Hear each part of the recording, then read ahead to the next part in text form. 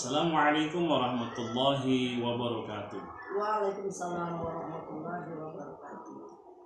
Perkenalkan, saya Mayahdi, calon guru penggerak angkatan 11 Kabupaten Lahat, Provinsi Sumatera Selatan.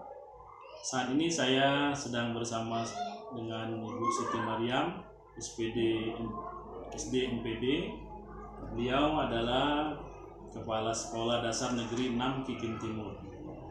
Apa kabar Ibu? Alhamdulillah baik. Baik Ibu, pada kesempatan ini saya akan berbincang-bincang pada Ibu dan ada beberapa hal yang ingin saya tanyakan. Ibu, selama kepemimpinan Ibu, bagaimana cara Ibu mengidentifikasi pada masalah-masalah atau kasus-kasus yang merupakan dilema etika atau rujukan? Baik, dalam hal ini kami bisa tahu jika ada dilema etika, ada di situasi di mana kepentingan atau nilai-nilai yang bertentangan. Misalnya jika ada siswa yang mengalami masalah di rumah atau itu pun berdampak pada sekolah. Ketika ada keputusan yang sulit yang harus dibuat, kita harus berhati-hati mendiskusikannya dengan baik. Bisa jadi kasus itu sama-sama baik, jadi kita menyebutnya sebuah dilema. Betul ya. Selanjutnya Ibu, bagaimana Ibu menjalankan keputusan yang telah dibuat, terutama kasus-kasus yang dimana keduanya sama-sama benar dan juga kedua-duanya sama-sama ada nilai kebajikannya Ibu? Baik, biasanya saya mengajak beberapa orang dari tim pimpinan dan pengelola sekolah untuk berdiskusi. Kemudian kami pertimbangkan semua sisi dari masalah dan dampaknya sebelum memutuskan masalah tadi. Kami berusaha mencapai kesepakatan bersama yang adil untuk semua. Selama ini langkah-langkah apa saja yang Ibu tempuh?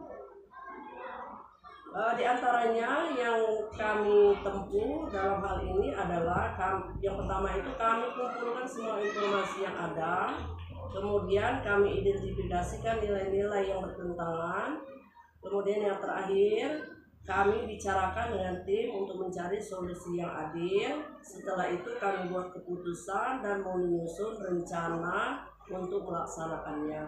Masya Allah, komplit sekali Bu ya.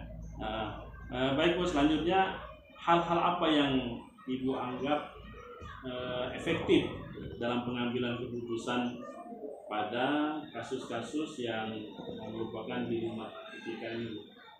Di antaranya yang paling efektif adalah melibatkan berbagai orang dalam proses keputusan, kemudian berkomunikasi dengan jelas dan transparan dalam membuat keputusan, juga mengikuti suatu prosedur yang sudah ada, kemudian memastikan keputusan sesuai dengan prinsip aturan di sekolah dan etika yang memanusiakan manusia, kemudian kemanusiaan.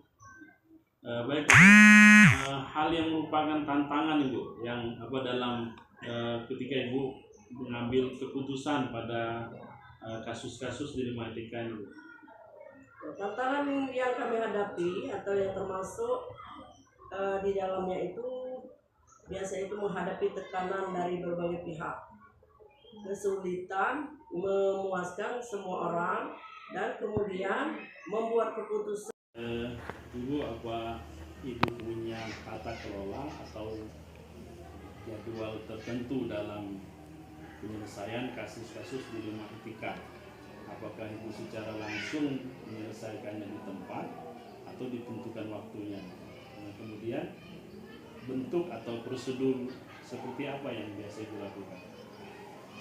Baiklah, di dalam hal ini saya tidak punya jadwal tetap, akan tetapi saya selalu berusaha menyelesaikan masalah secepat mungkin sambil memastikan semua langkah diambil dengan hati-hati. Biasanya saya membuat rencana dan memberikan tenggang waktu untuk setiap langkah, tetapi tetap fleksibel jika situasi berubah. Kami tidak punya jadwal tetap, akan tetapi kami berusaha untuk menyelesaikan masalah secepat mungkin. kami buat rencana tindakan dan memberikan waktu setiap langkah agar semuanya berjalan dengan lancar. Bagus sekali Bu ya. Baik Ibu, adakah faktor yang memudahkan Ibu dalam setiap pengambilan keputusan terhadap kasus-kasus di 5 etika ini Bu?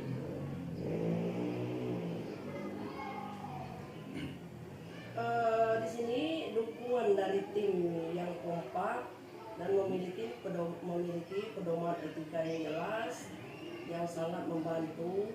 Terkadang saya juga melibatkan konsultasi atau mediator dari luar jika diperlukan untuk mendapatkan pandangan tambahan. Nah, dukungan dari keterlibatan seluruh warga sekolah juga memudahkan dalam proses keputusan tadi. Oh, jadi Masya Allah Ibu telah berkolaboratif dari berbagai pihak Bu ya. Luar biasa Ibu sudah melibatkan banyak pihak sehingga keputusan mudah-mudahan yang senantiasa Ibu ambil itulah yang terbaik untuk lembaga kita Bu ya. Baik Ibu, perbincangan kita hari ini sudah di penghujung. Kira-kira apa yang dapat Ibu petik dari pengambilan keputusan yang Ibu lakukan pada kasus-kasus di rumah etika ini Bu? Nah, dari sekian banyak kasus yang kita temukan tadi, di sini saya belajar pentingnya komunikasi yang terbuka dan mendengarkan semua pendapat dari semua pihak.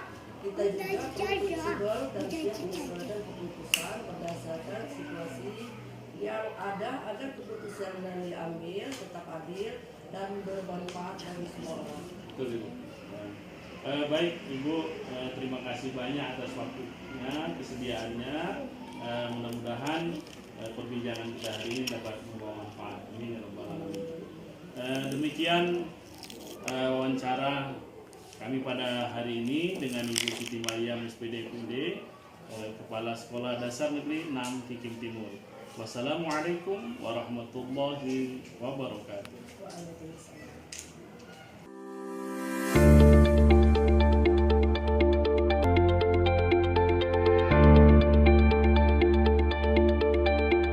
Assalamualaikum warahmatullahi wabarakatuh. Waalaikumsalam warahmatullahi wabarakatuh. Perkenalkan, saya Mayahdi, calon guru penggerak angkatan 11 Kabupaten Lahad, Provinsi Sumatera Selatan. Saat ini saya bersama Ibu Endang Yatini, sarjana pendidikan. Beliau adalah Kepala Sekolah Dasar Negeri 23 Kikim Timur. Apa kabar Bu Endang? Alhamdulillah baik.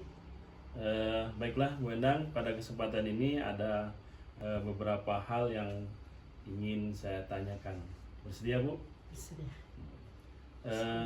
Selama dalam kepemimpinan Ibu di unit pendidikan ini, bagaimana cara Ibu mengidentifikasi kasus-kasus atau masalah yang merupakan dilema etika atau bujukan moral? Baiklah. Untuk mengidentifikasi kasus-kasus yang merupakan dilema etika di SD kami bisa tahu ketika ada situasi di mana kepentingan atau nilai-nilai yang bertentangan. Misalnya jika ada siswa yang mengalami masalah di rumah dan itu berdampak pada sekolah, nah itu sulit untuk diputuskan, maka kita harus berhati-hati dalam mendiskusikannya dengan baik. Bisa jadi kasus itu sama baiknya, jadi kita menyebutnya sebagai dilema.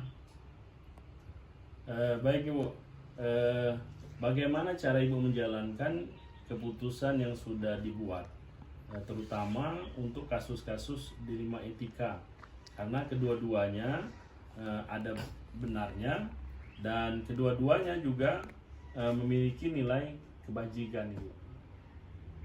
Untuk mengambil keputusannya yang ada di sekolah kami, terutama untuk kasus-kasus di mana ada dua kepentingan yang sama-sama benar atau sama-sama mengandung nilai kebajikan, itu saya biasanya mengajak beberapa orang dari tim pimpinan pengelola sekolah itu untuk mendiskusikan, untuk berdiskusi itu, lalu kami mempertimbangkan semua sisi dari masalah dan dampaknya sebelum memutuskan masalah tersebut, sehingga kami berusaha mencapai kesepakatan bersama yang adil untuk semua.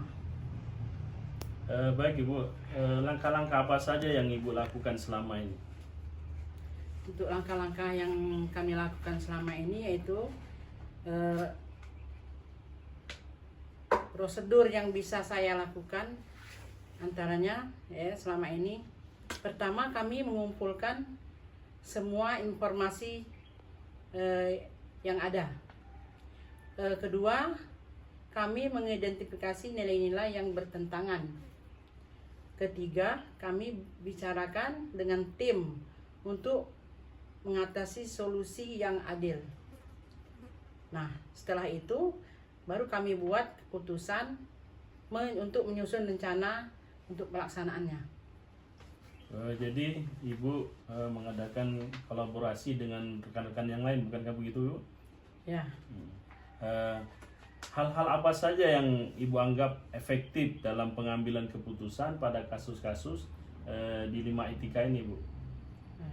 Baiklah, untuk hal yang kami anggap efektif dalam mengambil keputusan pada kasus dilema etika, yang paling efektif adalah itu melibatkan berbagai orang dalam proses keputusan untuk berkomunikasi dengan jelas dan transparan menurut prosedur yang sudah ada di sekolah kami, yang sifatnya memanusiakan kemanusiaan. Dalam proses pengambilan keputusan mungkin ada semacam tantangan. Kira-kira hal apa saja Ibu yang merupakan tantangan bagi Ibu? Yang selama ini hal-hal yang merupakan tantangan dalam pengambilan keputusan itu pada kasus-kasus dilema etika di sini, yaitu tantangannya termasuk menghadapi tekanan dari berbagai pihak, yaitu kesulitan memuaskan semua orang dan membuat keputusan yang tepat ketika ada banyak faktor yang harus dipertimbangkan. Jadi dalam pengambilan keputusan ini, apakah Ibu punya tata kelola atau jadwal khusus, atau Ibu menyelesaikan setiap kasus langsung di tempat, atau prosedurnya bagaimana Ibu? Nah, kalau saya tidak selalu punya jadwal tetap, tapi saya selalu berusaha menyelesaikan masalah secepat mungkin sambil memastikan semua langkah yang diambil dengan hati-hati. Nah, biasanya saya membuat rencana dan memberikan tenggang waktu untuk setiap langkah, tetapi tetap fleksibel jika situasi berubah agar semua berjalan lancar. Baik Ibu, adakah faktor-faktor yang memudahkan bagi Ibu dan rekan-rekan Ibu dalam setiap pengambilan keputusan, terutama kasus-kasus dilema etika ini, Bu? Nah, untuk faktor-faktor yang selama ini yang dapat mempermudah, membantu dalam pengambilan keputusan itu dalam kasus-kasus dilema etika, yaitu kami ambil dari dukungan dari tim yang kompak dan memiliki pedoman etika yang jelas, seperti minta bantuan dari pihak komite, lalu mediator dari luar misalnya, juga dari masyarakat yang ada di sekitar sekolah, dan terutama warga sekolah untuk memudahkan proses keputusan. Baik Ibu, begitu bagus sekali apa yang telah Ibu lakukan selama ini. Dari perbincangan kita hari ini, apa yang dapat Ibu petik pembelajaran ketika Ibu mengambil keputusan khususnya untuk kasus-kasus dilema etika ini?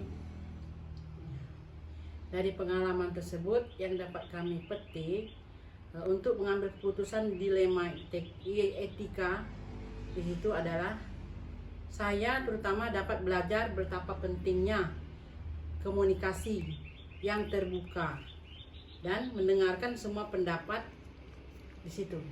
Nah, kita juga perlu fleksibel dan siap untuk menyesuaikan keputusan berdasarkan situasi yang ada, agar keputusan yang diambil tetap adil dan bermanfaat bagi kita semua.